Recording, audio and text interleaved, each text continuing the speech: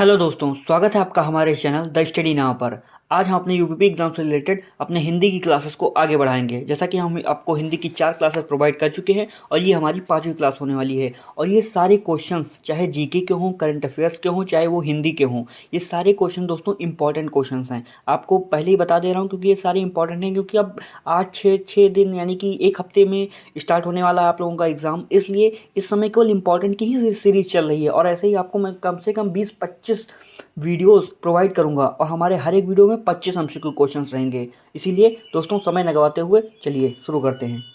पहला क्वेश्चन है, प्रत्यय मूलतः कितने प्रकार के होते हैं? 3, 2, 4, 5। तो आपको बता दें दोस्तों, जो प्रत्यय होते हैं वो मूलतः 2 प्रकार के होते हैं। Option number B is the right answer. Next question है, निम्नलिखित में से प्रत्यय युक्त शब्द नहीं है। प्रत्यय युक्त शब्द नहीं है। बोली, भाषा, पिपासा, अंकुर। इसमें पूछा गया है जो प्रत्यय का प्रयोग नहीं हुआ है किसमें, तो ये जो होगा दोस्तों वो होगा अंकुर। Option number D. अंकुर में जो है प्रत्यय युक्त शब्द नहीं है, तो option number D is the right answer. Next question है, मृगेंद्र। पूछा गया मृगेंद्र क्या है? गुण स्वर संधि है, यड़ स्वर संधि है, अयाद स्वर संधि है, दीर्घ स्वर संधि है। तो आपको बता दें दोस्तों, जो मृगेंद्र है तो इसका जब आप संधि विच्छेद करेंगे तो आप पाएंगे कि ये गुण स्वर संधि के अंतर्गत आता है। Option number A. Option number A is the right answer.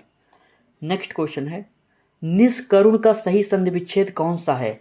निष्धन करुण, निधन करुण, निधन क्रोण, निष्कधन ऋण। तो इसका जो सही होगा दोस्तों निधन करुण। ऑप्शन नंबर बी, निधन करुण। निष्करुण का जो है संधि विच्छेद जो सही होगा वो निधन करुण होगा। बहुत स्पीड से चल रहा हूं दोस्तों क्योंकि अब समय नहीं है।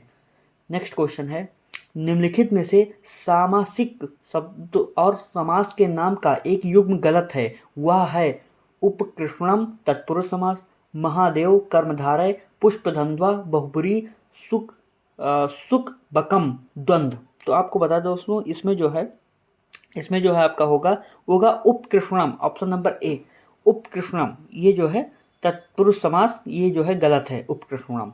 नेक्स्ट क्वेश्चन है, मात्रहंता में कौन सा समास है? कर्मधारय समास, तत्पुरुष समास, बहुब्रीहि समास, द्विगु समास। तो इसमें जो है दोस्तों मात्रहंता, तो इसमें जो है तत्पुरुष समास है दोस्तों। Option number B. Option number B is the right answer. Next question है, कृताकृत का समास है। कृताकृत का समास है तत्पुरुष समास, अव्ययी भाव समास, कर्मधारय समास, द्विगु समास। कृताकृत का कौन सा समास है? तो ये दोस्तों कर्मधारय समास है। ऑप्शन नंबर सी, कर्मधारय समास है। Option number C is the right answer. Next question, अष्टाध्यायी शब्द में कौन सा समास है? बहुब्रीहि समास, द्विगु समास, कर्मधारय समास, तत्पुरुष समास। अष्टाध्यायी, तो इसमें देखेंगे दोस्तों अष्टाध्यायी यानी कि गिनती आ रही, तो ये जानते हो दोस्तों द्विगु समास होगा। Option number B is the right answer. जैसे कि चौराहा, तिराहा, या जैसे किसी गिनती की बात आ जाए तो उसमें अष्टाध्यायी यानी कि 8 अध्यायों का समूह, तो इसको अष्टाध्यायी, तो इसमें जो है द्विगु समास। Option number B is the right answer. Next question है, व्याकरण के नियम में बंधे वाक्य में प्रयुक्त शब्द डॉट डॉट डॉट कहलाते हैं। व्याकरण कहलाते हैं, वाक्य कहलाते हैं, शब्द कहलाते हैं कि पद कहलाते हैं? तो बता दें दोस्तों, व्याकरण के नियम में बंधे जो शब्द होते हैं वो जो है पद कहलाते हैं। Option number D is the right answer. Next question है, निम्न में से कौन सा मिश्र वाक्य नहीं है? या वही बच्चा है जिसे बैल ने मारा, एक विज्ञान गोष्ठी हुई जिसमें अनेक वक्ता बोले, वह परिश्रमी ही नहीं वरन ईमानदार भी है, मैंने एक पुस्तक खरीदी जो नई है। तो इसमें क्या पूछा गया है? मिश्र वाक्य पूछा गया है, तो मिश्र वाक्य होगा सी, वह परिश्रमी ही नहीं वरन ईमानदार भी है। मतलब वो परिश्रम भी करता है, परिश्रम केवल परिश्रमी नहीं है, मतलब केवल मेहनत ही नहीं करता है, वो ईमानदार भी है। Option number C is the right answer. ये एक मिश्र वाक्य है। नेक्स्ट क्वेश्चन है, भगवान इंद्र उनके मन की बात समझ गए। इंद्र शब्द का पर्यायवाची शब्द नहीं है। अब पूछा गया इंद्र का पर्यायवाची शब्द इसमें कौन सा नहीं है? पुरंदर, वासव, सुरपति, स्वंभू। तो स्वंभू जो है इसमें जो है नहीं होगा। शंभु आप लोग जानते होंगे दोस्तों, शंभु ब्रह्मा जी का पर्यायवाची है। शंभु, ब्रह्मा, चतुरानन, अस, ये सब जो है ब्रह्मा जी का। और इंद्र का जो होगा अमरपति, वृषा, शक, और ये पुरंदर, वासव, सुरपति, ये सब इंद्र के हैं। और ये जो है शंभु जो है ब्रह्मा जी के हैं पर्यायवाची। Option number D is the right answer. Krishna पक्ष की भद्रा का नाम सपिणी है। कृष्ण शब्द का विलोम है। श्वेत, धवल, शुक्ल, वैद्य। तो इसमें जो है कृष्ण शब्द का कृष्ण जो विलोम होगा वो होगा वैद्य। ऑप्शन नंबर डी, ये बिल्कुल उसके अपोजिट है। Option number D is the right answer. Next question है, निम्न में से कौन सा शब्द अंतर का अनेकार्थी नहीं है? अंतर का अनेकार्थी नहीं है। मध्य, भेद, शून्य, व्यवधान। तो मध्य मतलब अंतर, उसमें भी आ गया कि मध्य में हो, अंतर में हो। भेद, जब किसी दो चीजों के बारे में भेद बताया जाए तो उसमें भी अंतर ही तो बताया जा रहा है। व्यवधान, किसी चीज के व्यवधान आ गया तो मतलब उसमें अंतर आ गया। कोई चीज कर रहे हो उसमें अगर व्यवधान आ गया तो यानी कि कुछ चीज का फर्क हो गया, अंतर हो गया। लेकिन जब शून्य की बात होगी, शून्य मतलब कुछ नहीं। तो ऑप्शन नंबर सी, ये जो अनेकार्थी नहीं है। Option number C is the right answer. ये जो है अंतर का अनेकार्थी नहीं है।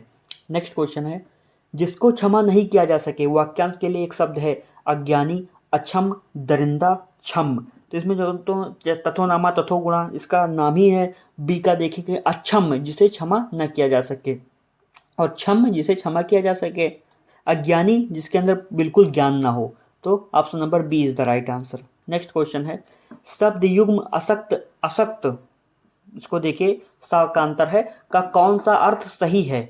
मतलब असमर्थ, शक्तिहीन, विरक्त, असमर्थ, असमर्थ विरक्त, असमर्थ आशातीत। तो इसमें पूछा गया कौन सा जो है सही है। इसमें जो देखेंगे दोस्तों, ये जो होगा ऑप्शन नंबर सी, असमर्थ और विरक्त। असमर्थ और विरक्त, option number C is the right answer. ये बिल्कुल सही होगा।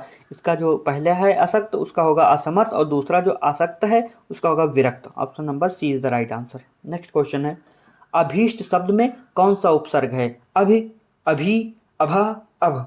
अभीष्ट शब्द में उपसर्ग पूछा गया। उपसर्ग जो है जो शुरुआत के शब्दों शुरुआत में प्रयुक्त होता है उसे उपसर्ग कहते हैं। तो इसमें जो है प्रयुक्त हुआ है वो अभी, अभी हुआ। Option number A is the right answer. Next question है, वह अक्सर शाम को खेलने जाते हैं, वाक्य में किस प्रकार का क्रिया विशेषण है?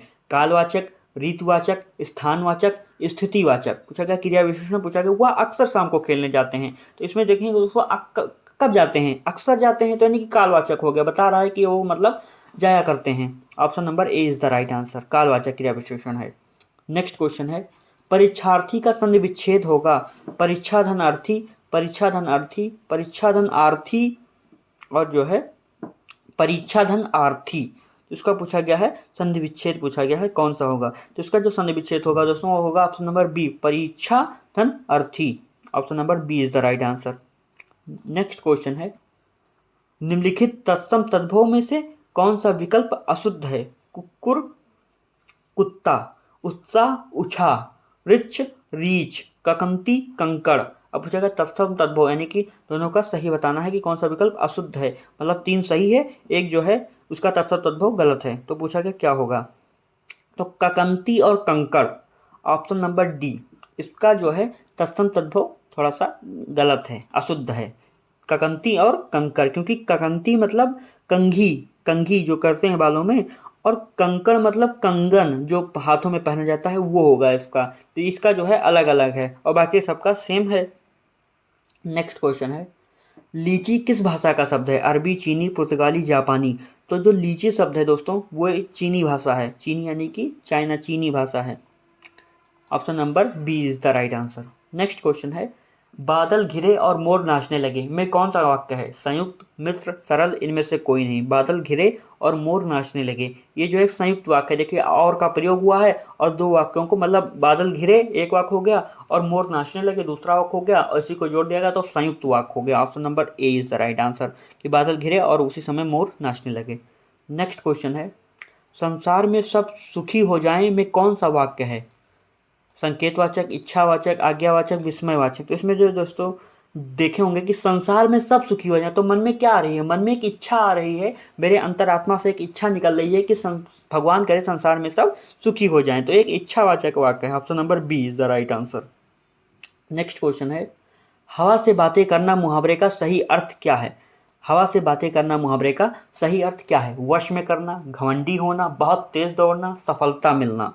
इसको वो होता है बहुत तेज दौड़ना, जैसे बहुत तेज दौड़ना। उसके बाद एक कहावत सुना होगा, उसके बाद चेतक हवा से बाजी लगाने लगा। चेतक ने हवा से बाजी लगा दी, हवा से बाजी लगा दी या बातें लगाना, तो इसको जो है बहुत तेज दौड़ना, यानी कि बहुत तेज दौड़ना।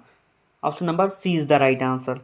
नेक्स्ट क्वेश्चन, बाप ने मारी भेड़ की बेटा तीरंदाज लोकोक्ति का सही अर्थ क्या है। अब ये लोकोक्ति आपने अक्सर पिक्चरों में सुना होगा, बाप ने मारी भेड़ की बेटा तीरंदाज। तो इसका जो सही अर्थ पूछा गया क्या है, रक्षक का भक्षक हो जाना, जो वस्तु काम आए वही अच्छी, छोटे से बड़े से आगे निकल जाना, पिता से दुश्मनी पुत्र से लगाव। तो इसका जो सही होगा दोस्तों वो होगा छोटे का बड़े से आगे निकल जाना। यानी कि छोटे का, जैसे देखेंगे बाप ने मारी मेढ़ की बेटा तीरंदाज, मतलब बाप थोड़ा सा कम था लेकिन बेटा बाप से भी आगे निकल गया। तो ये कहा गया है कि छोटे का बड़े से आगे निकल जाना। Option number C is the right answer. Next और आखिरी क्वेश्चन है, शुद्ध वाक्य बताइए। सारी रात भर में जागता रहा, इस पर्वतीय क्षेत्र में सर्वस्व शांति है, 8 बजने को 10 मिनट हैं, मुझे सफल होने की आशा नहीं है। इसमें पूछा गया है क्या होगा। तो इसमें जो शुद्ध वाक्य होगा दोस्तों वो होगा मुझे सफल होने की आशा नहीं है। ये एकदम शुद्ध वाक्य है। Option number D is the right answer. तो दोस्तों ये थे आपके यूपीपी एग्जाम के 5वीं क्लास और ये इंपॉर्टेंट क्वेश्चन थे। अब 5 क्वेश्चन यानी कि अभी हमारी 5 क्लासेस हो चुकी हैं। तो मैं आपको बता दूं 25 पंचे 125 यानी कि 125 क्वेश्चन मैं आपको बता चुका हूँ। ऐसे अभी बहुत क्वेश्चन बताने हैं, मैं कम से कम हर एक में कम से कम 600-700 क्वेश्चन आपको बताऊंगा और जो इंपॉर्टेंट होने वाले हैं। इसीलिए आप लोगों से निवेदन है कि आप लोग बिल्कुल देखें, मन लगा के इसको देखें और बिल्कुल एकदम याद कर लीजिए सारे क्वेश्चंस, क्योंकि सारे इंपॉर्टेंट क्वेश्चन की सीरीज चल रही है। अब पेपर बिल्कुल 1 हफ्ते बाद पेपर ही है, तो इसलिए दोस्तों। और 31 को है जिनका, उनके लिए और अच्छी बात है क्योंकि उनको 1 हफ्ते का समय और मिल जाएगा। लेकिन जिनको 23 से स्टार्ट है, पहले दिन ही उनका पेपर हो गया, तो उनको लिए और दिक्कत है। तो इसलिए पढ़ाई बहुत स्पीड से करनी है। तो दोस्तों आशा करता हूँ आपको ये वीडियो पसंद आई होगी और वीडियो के अंत तक बने रहने के लिए आपका हृदय की गहराई से प्रेम पूर्वक धन्यवाद दोस्तों।